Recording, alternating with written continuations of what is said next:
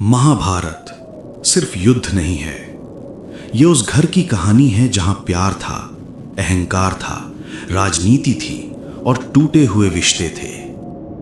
ये कहानी 5000 साल पुरानी है, लेकिन सच मानो इसकी हर गलती, हर सीख आज भी हमारे अपने घरों में दोहराई जा रही है। तो आइए सिर्फ कहानी नहीं सुनते, आज महाभारत को महसूस करते हैं और देखते हैं कि हम खुद इसमें कौन हैं। अर्जुन, दुर्योधन, भीष्म या फिर शांति से देखने वाले धृतराष्ट्र।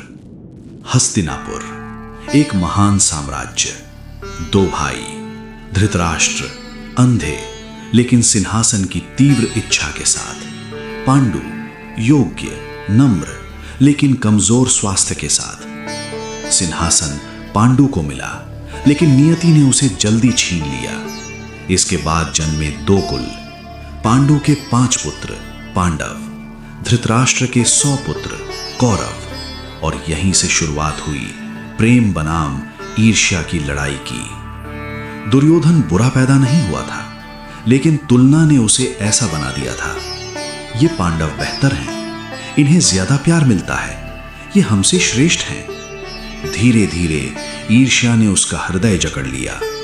और ध्यान रहे, आज भी तुलना से ही जेलसी जन्म लेती है। दूसरी ओर पांडव अधिकार से नहीं, मेहनत से बढ़ते गए।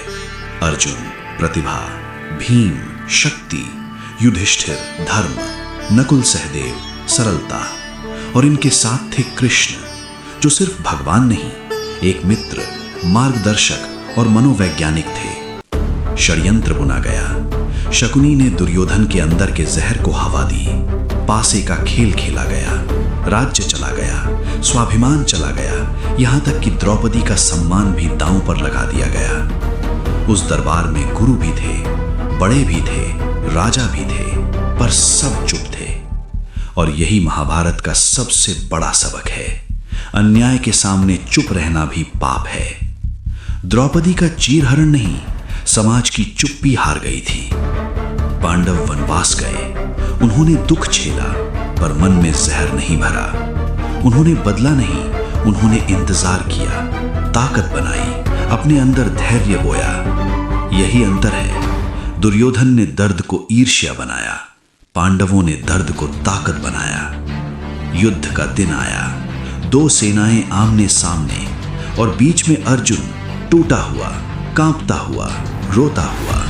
उसने कहा, मैं अपने ही लोगों पर बाण कैसे चलाऊं? कृष्ण मुस्कुराए और बोले, जब अन्याय अपने ही घर से उठे तो खामोशी पाप बन जाती है। और फिर दी गीता का ज्ञान, कर्म करो, परिणाम की चिंता मत करो, धर्म के लिए खड़े रहो, भाई के आगे मत झुको। अर्जुन खड़ा हुआ, कांपता हुआ योद्धा अब दृढ़ बन चुका था। युद्ध हुआ, रिश्ते टूटे, देह खत्म हुई, अहंकार मिटा, और अंत में जीत धर्म की हुई, ना कि सिर्फ पांडवों की। महाभारत का युद्ध कुरुक्षेत्र में नहीं, हमारे अंदर रोज चलता है। कभी हमारी इच्छाएं दुर्योधन, हमारा विवेक अर्जुन, हमारा संदेह धृतराष्ट्र, हमारी चुप्पी भीष्म, हमारा मार्गदर्शन कृष्ण। पूरी महाभारत हमारे भीतर रहती है। ईगो ही असली विनाशक है। दुर्योधन की हार हथियारों से नहीं, उसके अहंकार से हुई। तुलना मत करो, तुलना बनाम जलन, जलन बनाम द्वेष, द्वेष बनाम पतन। सही के लिए आवाज उठाओ। भीष्म और द्रोण बहुत शक्तिशाली थे, पर चुप रहे, इसलिए महान होकर भी हार गए। अपना कृष्ण खोजो। हर व्यक्ति को मार्गदर्शक चाहिए, गुरु, माता पिता, किताबें, सही मित्र। कर्म पर अधिकार, फल पर नहीं। परिणामों का डर तुम्हें रोकता है, कर्म तुम्हें आगे बढ़ाता है। घर से शुरू होती है महाभारत। सबसे बड़े झगड़े परिवार, संपत्ति, तुलना और अहंकार से जन्म लेते हैं। महाभारत हमें डराने नहीं आई थी, ये हमें जगाने आई थी। ये सिखाती है कि जीत तलवार से नहीं, चरित्र से होती है। और सबसे बड़ा युद्ध बाहर नहीं, अपने अंदर के दुर्योधन से होता है। अगर आज की जिंदगी में तुम्हें भी लगता है कि ईगो, तुलना, डर, आलस्य, गुस्सा तुम पर हावी हो रहे हैं, तो याद रखना तुम्हारे अंदर भी एक अर्जुन है, बस उसे जगाना है। अगर इस कहानी ने आपके दिल को छुआ तो कमेंट में लिखिए, मेरे अंदर का अर्जुन जाग उठा है। वीडियो को लाइक और शेयर जरूर करें ताकि महाभारत की ये सीख हम सबके जीवन में उजाला ला सके।